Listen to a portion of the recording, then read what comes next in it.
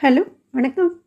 வாங்க நம்ம காலிஃப்ளவர் 65 வந்து எப்படி செய்கிறதுன்னு பார்க்கலாம். காலிஃப்ளவர் சுத்தம் பண்ணிடுங்க. நல்லா தண்ணி கொதிக்க வச்சு அதில் மஞ்சள் தூள் உப்பு போட்டு கொதிக்கிற தண்ணியில் காலிஃப்ளவரை போட்டு 5 நிமிஷம் இருக்கவும் எடுத்து நல்லா குளிர்ந்த தண்ணியில் கழுவி எடுத்து வச்சுக்கோங்க.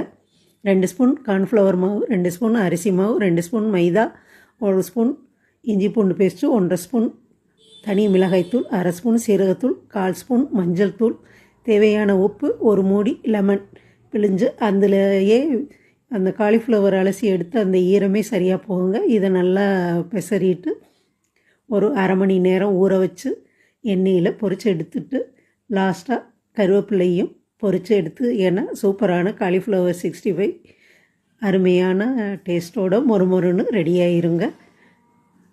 நீங்களும் இதே மாதிரி செஞ்சு சாப்பிட்டு பாருங்கள்.